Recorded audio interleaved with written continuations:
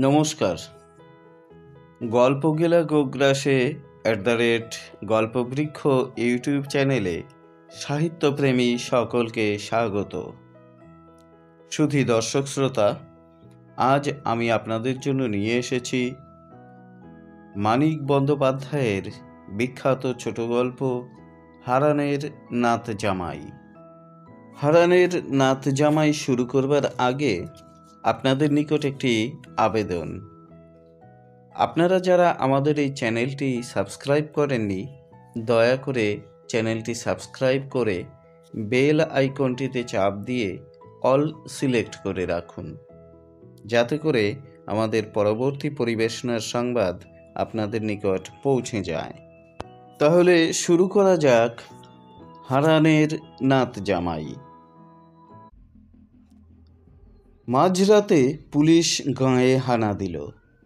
সঙ্গে জোরদার চণ্ডী ঘোষের লোক কানাই ও শ্রীপতি, কয়েকজন লেঠেল। কনকনে শীতের রাত, বিশ্রাম ছেঁটে ফেলে ঊর্ধ্বশ্বাসে 3টি দিনরাত্রি একটানা ধান কাটার পরিশ্রমে পুরুষেরা অচেতন হয়ে ঘুমোচ্ছিল। পালা করে জেগে ঘরে ঘরে ঘাঁটি আগলে পাহারা দিচ্ছিল মেয়েরা। শাঁখ আর উলুধ্বনিতে জানাজানি হয়ে গিয়েছিল গ্রামের কাছাকাছি পুলিশের আকস্মিক আবির্ভাবের। প্রায় সঙ্গে সঙ্গে পুলিশ সমস্ত গাঁ ঘিরে ফেলবার আয়োজন করলে হারানের ঘর থেকে ভুবন মণ্ডল সরে পড়তে পারত, উধাও হয়ে যেত। গাঁ শুদ্ধ লোক যাকে আড়াল করে রাখতে চায়, হঠাৎ হানা দিয়েও পুলিশ সহজে তার পাত্তা পায় না। 1.5 মাস চেষ্টা করে পারেনি। ভুবন এ গাঁ ও গাঁ করে বেড়াচ্ছে যখন খুশি, কিন্তু গ্রাম ঘেরবার আঁটঘাঁট বেঁধে বসবার কোনো চেষ্টাই পুলিশ আজ করল না। শটান গিয়ে ঘিরে ফেলল ছোট হাঁসতলা পাড়াটুকুর কখানা ঘর, যার মধ্যে একটি ঘর হারানের। বোঝা গেল আঁটঘাঁট আগে থেকে বাঁধাই ছিল। ভেতরের খবর পেয়ে এসেছে মানেই খবর কেউ দিয়েছে। আজ বিকালে ভুবন পা দিয়েছে গ্রামে। হঠাৎ সন্ধ্যার পর তাকে অতিথি করে ঘরে নিয়ে গেছে হারানের মেয়ে ময়নার মা। তার আগে পর্যন্ত ঠিক ছিল না কোন পাড়ায় কার ঘরে সে থাকবে। খবর তবে গেছে ভুবন হারানের ঘরে যাবার পরে। এমনও কি কেউ আছে তাদের এ গাঁয়ে? শীতের তেভাগা চাঁদের আবছা আলোয় চোখ জ্বলে ওঠে চাষিদের। জানা যাবে সাঁঝের পর কে গাঁ ছেড়ে বাইরে গিয়েছিল। জানা যাবেই এ বজ্জাতি গোপন থাকবে না। দাঁতে দাঁত ঘষে গফুর আলী বলে, দেখালমু কোন হালা পিঁপড়ার পাখা উঠছে, দেখালমু। ভুবন মণ্ডলকে তারা নিয়ে যেতে দেবে না শালীগঞ্জ গাঁ থেকে। গাঁয়ে গাঁয়ে ঘুরছে ভুবন এতদিন গ্রেপ্তারি ওয়ারেন্টকে কলা দেখিয়ে। কোনো গাঁয়ে সে ধরা পড়েনি। শালীগঞ্জ থেকে তাকে পুলিশ নিয়ে যাবে? তাদের গাঁয়ের এ কলঙ্ক তারা সইবে না। ধান দেবে না বলে কবুল করেছে জান, সে জানটা দেবে এই আপনজনটার জন্যে। শীতে আর ঘুমে অবশ প্রায় দেহগুলি চাঙ্গা হয়ে ওঠে। লাঠি সরকি দা কুরুল বাগিয়ে চাষিরা দল বাঁধতে থাকে। শালীগঞ্জে মাঝরাতে আজ দেখা দেয় সাংঘাতিক সম্ভাবনা। গোটাষ্টেক মশাল পুলিশ সঙ্গে এনেছিল। 3-4টে টর্চ হাঁসখালি পাড়া ঘিরতে ঘিরতে দপদপ করে মশালগুলি তারা জেলে নেয়। দেখা যায় সব সশস্ত্র পুলিশ। কানাই ও শ্রীপতির হাতেও দেশি বন্দুক। পাড়াটা চিনলেও কানাই বা শ্রীপতি হারানের বাড়িটা ঠিক চিনত না। সামনে রাখালের ঘর পেয়ে ঝাঁপ ভেঙে তাকে বাইরে আনিয়ে রেডিং পার্টির নায়ক মম্মথকে তাই জিজ্ঞেস করতে হয়, হারান দাসের কোন বাড়ি? তার পাশের বাড়ির হারান ছাড়াও যেন কয়েক গন্ডা হারান আছে গাঁয়ে। বোকার মতো রাখাল পাল্টা প্রশ্ন করে, আগা কোন হারান দাসের কথা কন? গালে একটা থাপ্পড় খেয়েই এমন হাউমাউ করে কেঁদে ওঠে রাখাল, দম আটকে আটকে এমন সে ঘন ঘন উকি তুলতে থাকে যে তাকে আর কিছু জিজ্ঞাসা করাই অনর্থক হয়ে যায় তখনকার মতো।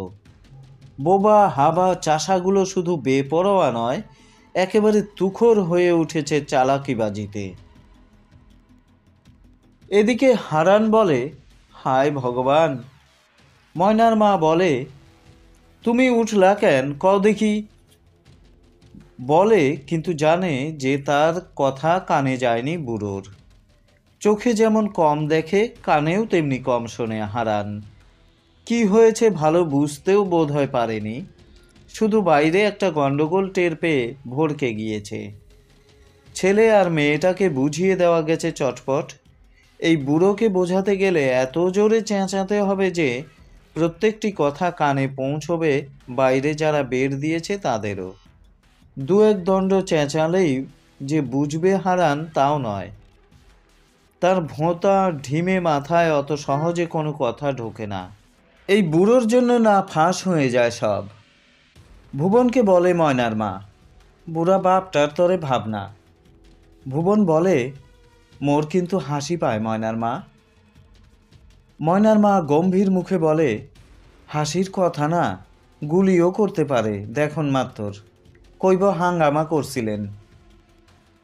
তাড়াতাড়ি একটা কুপি জ্বালে ময়নার মা। হারানকে তুলে নিয়ে ঘরের বিছানায় শুইয়ে দিয়ে হাতের আঙ্গুলের ইশারায় তাকে মুখ বুজে চুপচাপ শুয়ে থাকতে বলে। তারপর কুপির আলোয় মেয়ের দিকে তাকিয়ে নিদারুণ আফসোসে ফুঁসে ওঠে, আহ, ভালো শাড়িখান পরতে পারলি না? বলছো নাকি? ময়না বলে। ময়নার মা নিজেই টিনের তরঙ্গের ডালাটা প্রায় মুচড়ে ভেঙে তাঁতের রঙিন শাড়িখানা বার করে। ময়লার পরনের ছেঁড়া কাপড়খানা তার গা থেকে একরকম ছিনিয়ে নিয়ে তাড়াতাড়ি এলোমেলোভাবে জড়িয়ে দেয় রঙিন শাড়িটি। বলে, ঘোমটা দিবি, লাজ দেখাবি, জামাইয়ের কাছে যেমন দেখাস। ভুবনকে বলে, ভালো কথা শোনেন, আপনার নাম হইল জগমোহন, বাপের নাম সাতকড়ি, বাড়ি হাতিনাড়া, থানা গৌরপুর। নতুন এক কোলাহল কানে আসে ময়নার মার। কান খাড়া করে সে শোনে। কুপির আলোতেই টের পাওয়া যায় প্রৌঢ় বয়সের শুরুতেই তার মুখখানাতে দুঃখ দুর্দশার ছাপ ও রেখা কি রুক্ষতা ও কাঠিন্য এনে দিয়েছে। ধুতি পরা বিধবার বেশ আর কদম ছাঁটা চুল চেহারায় এনে দিয়েছে পুরুষালী ভাব। গা ভাঙ্গা রুই খাইতাছে, তাই না ভাবতেছিলাম ব্যাপার কি, গাঁর মাইনসের সারা নাই। ভুবন বলে, তবেই সারছে, 10-20টা খুন জখম হইব নির্ঘাত। আমি যাই, সামলাই গিয়া। থামেন আপনি, বসেন, ময়নার মা বলে, দেখেন কি হয়। সদেরেক চাষি চাষারে অস্ত্র হাতে এসে দাঁড়িয়েছে দল বেঁধে। ওদের আওয়াজ পেয়ে মম্মথও জড়ো করেছে তার ফৌজ হারানের ঘরের সামনে। 2-4 জন শুধু পাহারায় আছে বাড়ির পাশে ও পিছনে। বেড়া ডিঙিয়ে ওদিক দিয়ে ভুবন না পালায়। 10টি বন্দুকের জোর মম্মথের, তার নিজের রিভলভার আছে। তবু চাষিদের মরিয়া ভাব দেখে সে অস্বস্তি বোধ করছে স্পষ্টই বোঝা যায়। তার সুরটা রীতিমতো নরম শোনায়। স্রেফ হুকুম জারির বদলে সে একটু বুঝিয়ে দিতে চায় সকলকে উচিত আর অনুচিত কাজের পার্থক্যটা, পরিমাণটাও। বক্তৃতার ভঙ্গিতে সে জানায় যে হাকিমের দস্তখতি পরোয়ানা নিয়ে সে এসেছে হারানের ঘর তল্লাশ করতে। তল্লাশ করে আসামি না পায় ফিরে চলে যাবে, এতে বাধা দেওয়া হাঙ্গামা করা উচিত নয়। তার ফল খারাপ হবে, বেআইনি কাজ হবে সেটা। গফুর চেঁচিয়ে বলে, মোরা তল্লাশ করতে দিমু না। প্রায় 200 গলা সায় দেয়, দিমু না, দিমু না। এমনই যখন অবস্থা, সংঘর্ষ প্রায় শুরু হয়ে যাবে, মম্মথ হুকুম দিতে যাচ্ছে গুলি চালাবার, ময়নার মার খ্যানখ্যানে তীক্ষ্ণ গলা শীতার্ত থমথমে রাত্রিকে ছিঁড়ে কেটে বেজে উঠল, রও দেখি তোমরা, হাঙ্গামা কইর না। মোর ঘরে কোনো আসামি নাই, চোর ডাকাত নাকি যে ঘরে আসামি রাখুম? বিকালে জামাই আইছে, শোয়াইছি মাইয়ারে জামাই রে। দারোগা বাবু তাল্লাশ করতে চান, তাল্লাশ করেন। মোহাম্মদ বলে, ভুবন মণ্ডল আছে তোমার ঘরে। ময়নার মা বলেন, দেখেন আইসা, তাল্লাশ করেন। ভুবন মণ্ডল কেডা? নাম তো শুনি নাই বাপের কালে। মাইয়ার বিয়া দিলাম বৈশাখে, 2 ভরি রূপা কম দিছি কেন, জামাই ফিরা তাকায় না। 2 ভরির দাম পাঠাইয়া দিছি, তবে আইস জামাই পায়ের ধুলা দিছে। আপনারে কমু কি দারোগা বাবু, মাইয়াটা কাইন্দা মরে। মাইয়া যত কান্দে আমিও তত কান্দি। আচ্ছা আচ্ছা, মোহাম্মদ বলে, ভুবনকে না পাই, জামাই নিয়ে তুমি রাত কাটিও। গৌর সাও হেঁকে বলে, অত চুপে চুপে আসে কেন জামাই? ময়নার মা গা জ্বলে যায় ময়নার মার। বলে, সদর দিয়া আইছে। তোমার একটা মাইয়ার 7টা জামাই চুপে চুপে আসে, মোর জামাই সদর দিয়া আইছে। গৌর আবার কি বলতে যাচ্ছিল, কে যেন আঘাত করে তার মুখে। একটা আর্ত শব্দ শুধু শোনা যায়, সাপে ধরা ব্যাঙের একটিমাত্র আওয়াজের মতো। ময়নার রঙিন শাড়ি ও আলুথালু বেশ চোখে যেন ধাঁধা লাগিয়ে দেয় মোহাম্মদের। পিচুটির মতো চোখে এঁটে যেতে চায় ঘোমটা পরা ভীরু লাজুক কচি চাষি মেয়েটার আধপুষ্ট দেহটি। এ যেন কবিতা। বিয়ে পাস মোহাম্মদের কাছে যেন চোরাই স্কচ হুইস্কির পেগ, যেন মাটির পৃথিবীর জীর্ণ ক্লিষ্ট অফিসিয়াল জীবনে এক ফোঁটা টসটসে দরদ। তার রীতিমতো আফসোস হয় যে জোয়ানমর্দ মাঝবয়সী চাষারে লোকটা এর স্বামী। ওর আদরেই মেয়েটার এই আলুথালু বেশ। তবু মোহাম্মদ জেরা করে, সংশয় মেটাতে গাঁয়ের 2জন বুড়োকে এনে শনাক্ত করায়। তারপরেও যেন তার বিশ্বাস হতে চায় না।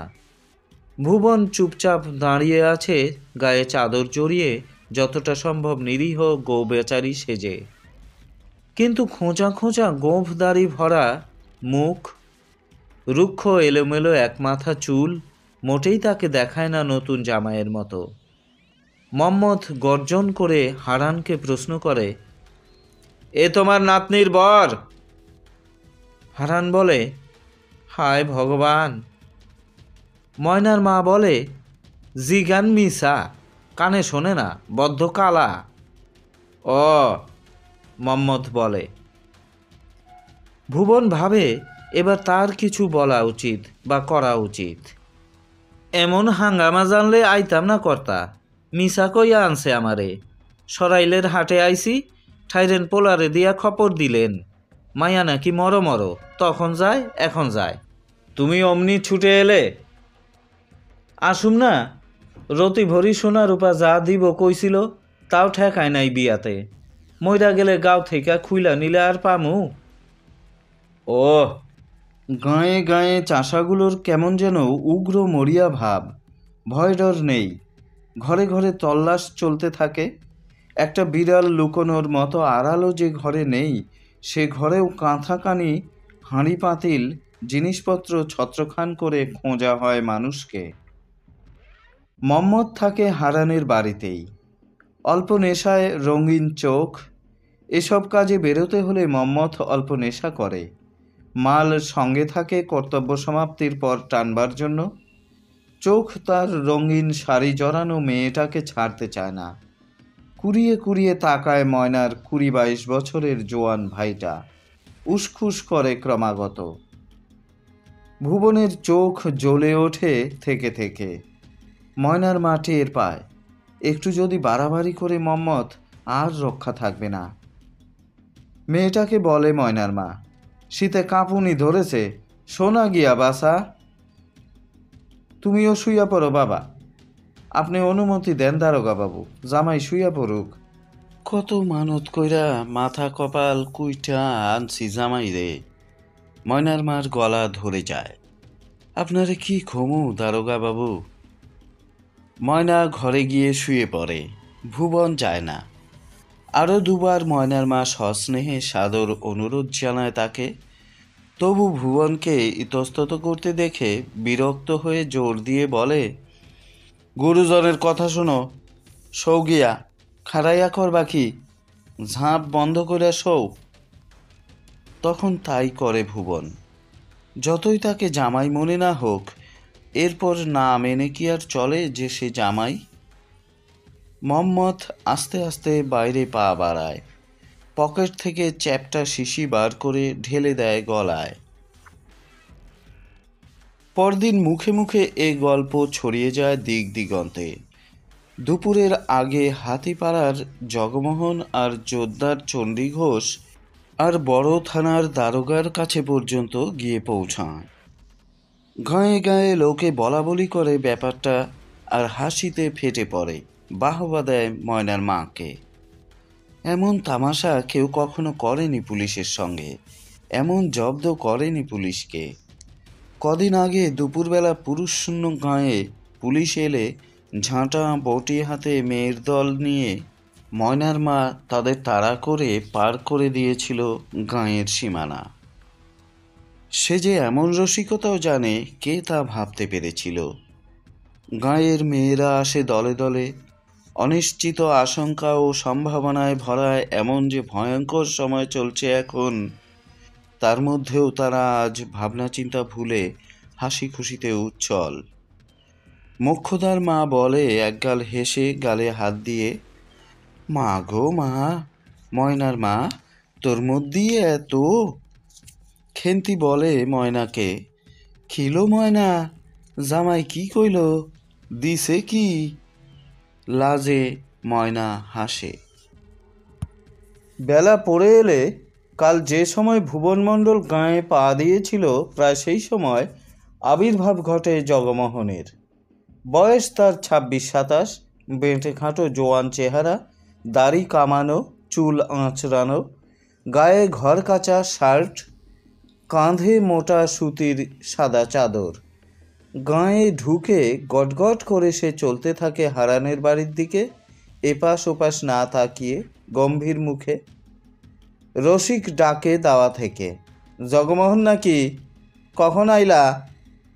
নন্দ বলে, আরে শোনো শোনো, তামুক খাইয়া যাও। জগমোহন ফিরেও তাকায় না। রসিক ভোরকে গিয়ে নন্দকে শুধোয়, কি কাণ্ড বুঝলানি? কেমনে কমু? অবাক হয়ে মুখ চাওয়াচাওয়ি করে দুজনে। পথে মথুরের ঘর, তার সঙ্গে একটু ঘনিষ্ঠতা আছে জগমোহনের। নাম ধরে হাঁক দিতে ভেতর থেকে সাড়া আসে না, বাইরের লোক জবাব দেয়। ঘরের কাছেই পথের ওপাশে একটা তালের গুঁড়িতে দুজন মানুষ বসেছিল নির্লিপ্তভাবে। একজনের হাতে খোঁটা শুদ্ধ গরু বাঁধা দড়ি। তাদের একজন বলে, বাড়িত নাই, তুমি কেডা? হারামজাদাটারে খোঁজো কেন? জগমোহন পরিচয় দিতেই দুজনে তারা অন্তরঙ্গ হয়ে যায় সঙ্গে সঙ্গে। ও, তুমি আইছো বেটার 2 ঘা দিতে? তা ভয় নেই জগমোহনের, তারা আশ্বাস দেয়। হাতের সুখ তার ফসকাবে না। কাল সন্ধ্যায় গেছে গাঁ থেকে, এখনো ফেরেনি মথুর। কখন ফিরে আসে ঠিকও নাই। তার অপেক্ষায় দাঁড়িয়ে থাকতে হবে না জগমোহনকে। মথুর ফিরলে তাকে যখন বেঁধে নিয়ে যাওয়া হবে বিচারের জন্য, সে খবর পাবে। সবাই মিলে ছিঁড়ে কুটি কুটি করে ফেলার আগে তাকেই নয় সুযোগ দেওয়া হবে মথুরের নাক কানটা কেটে নেবার। সে ময়নার মার জামাই, তার দাবি সবার আগে। সাউরি পাইছিলা দাদা একখান, নিজে রইলে বুঝতা। জগমোহন ঝাঁঝের সঙ্গে জবাব দিয়ে চলতে আরম্ভ করে। শুনে দুজনে তারা মুখ চাওয়াচাওয়ি করে অবাক হয়ে। আচমকা জামাই এলো, মুখে তার ঘন মেঘ। দেখেই ময়নার মা বিপদগণে। ব্যস্ত সমস্ত না হয়ে হাসি মুখে ধীর শান্তভাবে অভ্যর্থনা জানায়। তার যেন আশা ছিল, জানা ছিল এ সময় এমনিভাবে জামাই আসবে, এটা অঘটন নয়। বলে, আসো বাবা আসো। ও ময়না, পিঠা দে। ভালো নি আছে বেবাকে? বিয়াই বিয়ান পোলা মাইয়া আছে। আরেকটু ভরকে যায় ময়নার মা। কত গোসা না জমা আছে জামাইয়ের কাটা ছাঁটা এই এক কথার জবাবে। ময়নার দিকে তার না তাকাবার ভঙ্গিটাও ভালো ঠেকে না। পরন্ত রোদে লাউ মাচার সাদা ফুলের শোভা ছাড়া আর কিছুই যেন চোখ চেয়ে দেখবে না শ্বশুরবাড়ির পণ করেছে জগমোহন। লক্ষণ খারাপ। ঘর থেকে কাঁপা কাঁপা গলায় হারান হাঁকে, আসে নাই, হারামজাদা আসে নাই। হায় ভগবান! নাতিরে খোঁজে। ময়নার মা জগমোহনকে জানায়, বিয়ান থেকে দেখে না, উতলা হইছে। ময়নার মা প্রত্যাশা করে যে নাতিকে হারান সকাল থেকে কেন দেখে না, কি হয়েছে হারানের নাতির, ময়নার ভাইয়ের, জানতে চাইবে জগমোহন। কিন্তু কোনো খবর জানতেই এতটুকু কৌতূহল দেখা যায় না তার। খাড়াইয়া রইলা কেন? বসো বাবা, বসো। জগমোহন বসে।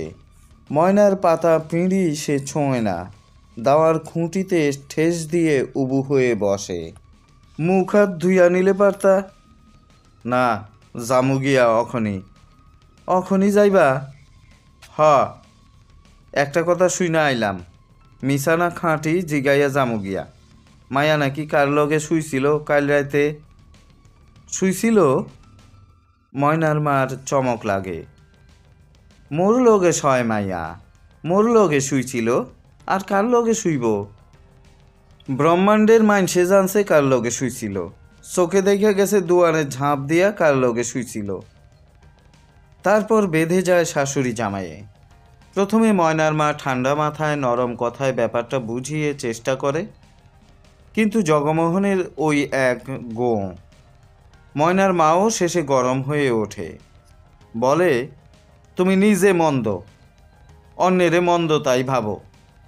উঠানে মানুষের গাদা, আমি খাড়া সামনে একদণ্ড ঝাঁপটা দিছে কি দিছে না, তুমি দোষ ধরলা? অন্যে তো কয় না। অন্যের কি? অন্যের বউ হইলে কইতো। বড় ছোট মন তোমার। আজ মণ্ডলের নামে এমন কথা কইলা, কাল কইবা জুয়ান ভাইয়ের লগে কেন কথা কয়। কওন উচিত, ও মাইয়া সব পারে। তখন আর শুধু গরম কথা নয়, ময়নার মা গলা ছেড়ে উদ্ধার করতে আরম্ভ করে জগমোহনের 14 পুরুষ। হারান কাঁপা গলায় চেঁচায়, আইসে নাকি? আইসে হারামজাদা? হায় ভগবান, আইসে! ময়না কাঁদে ফুঁপিয়ে ফুঁপিয়ে।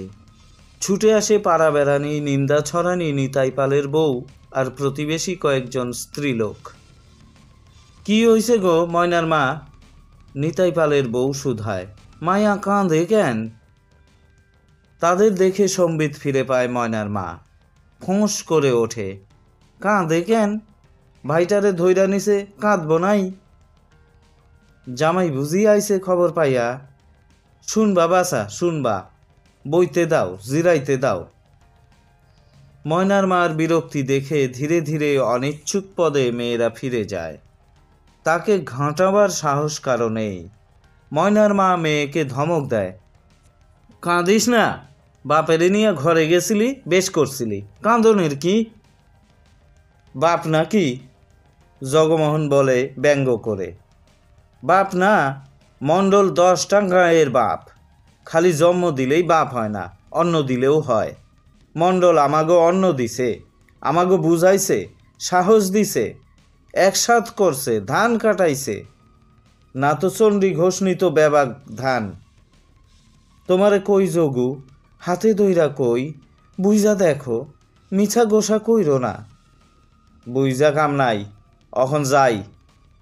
রাতটা থাইকা যাও, জামাই আইলা গেলা গিয়া মাইনসে কি কইব? জামাইয়ের অভাব কি? মাইয়া আছে, কত জামাই জুটব। বেলা শেষ হতে না হতে ঘনিয়ে এসেছে শীতের সন্ধ্যা। অল্প অল্প কুয়াশা নেমেছে। ঘুঁটের ধোঁয়া ও গন্ধে নিশ্চল বাতাস ভারী। যাই বলেই যে গা তোলে জগমোহন তা নয়। ময়নার মারও তা জানা আছে যে শুধু শাশুড়ির সঙ্গে ঝগড়া করে যাই বলেই জামাই গটগট করে বেরিয়ে যাবে না। ময়নার সাথে বোঝাপড়া, ময়নাকে কাঁদানো এখনো বাকি আছে তার। যদি যায় জামাই, মেয়েটাকে নাকের জলে চোখের জলে এক করিয়ে তারপর যাবে। আর কথা বলে না ময়নার মা, আস্তে উঠে বেরিয়ে যায় বাড়ি থেকে। ঘরে কিছু নেই, মোয়ামুড়ি কিছু জোগাড় করতে হবে, খাক বা না খাক সামনে ধরে দিতেই হবে জামাইয়ের। চোখ মুছে নাক ঝেড়ে ময়না বলে ভয়ে ভয়ে, ঘরে আসো। খাসা আছি, শুইছিলা তো? না, মা কালীর কিরা শুই নাই। মাও কনে খালি ঝাঁপটা দিছিলাম, বাঁশটাও লাগাই নাই। ঝাঁপ দিছিলা, শও নাই? বেউলা সতী। ময়না তখন কাঁদে, তোমার লগে আজ থেকে শেষ। ময়না আরও কাঁদে। ঘর থেকে হারান কাঁপা গলায় হাঁকে, আসে নাই, ছোড়া আসে নাই, আয় ভগবান। থেমে থেমে এক একটা কথা বলে যায় জগমোহন। না থেমে অবিরাম কেঁদে চলে ময়না। যতক্ষণ না কান্নাটা একঘেয়ে লাগে জগমোহনের, তখন কিছুক্ষণ সে চুপ করে থাকে। মুড়ি মোয়া জোগাড় করে পাড়া ঘুরে ময়নার মা যখন ফিরে আসে, ময়না তখন চাপা সুরে ডুকরে ডুকরে কাঁদছে। বেড়ার বাইরে সুপারি গাছটা ধরে দাঁড়িয়ে থাকে ময়নার মা। সারাদিন পরে এখন তার দু চোখ জলে ভরে যায়। জোদ্দারের সাথে, দারোগা পুলিশের সাথে লড়াই করা চলে, অবুঝ পাষণ্ড জামাইয়ের সাথে লড়াই নেই। আপন মনে আবার হাঁকে হারান, আসে নাই, মোর মরণটা আসে নাই, হায় ভগবান। জগমোহন চুপ করেছিল।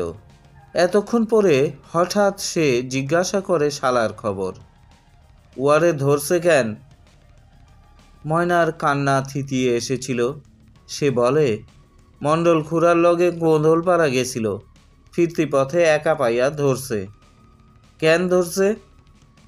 কাল জব্দ হইছে, সেই রাগে বুঝি। বসে বসে কি ভাবে জগমোহন, আর কাঁদায় না ময়নাকে। ময়নার মা ভেতরে আসে, কাঁশিতে মুড়ি আর মোয়া খেতে দেয় জামাইকে, বলে, মাথা খাও, মুখে দাও। আবার বলে, রাত কইরা কেন যাইবা বাবা, থাইকা যাও। থাকনের জো নাই, মা দিব্যি দিছে।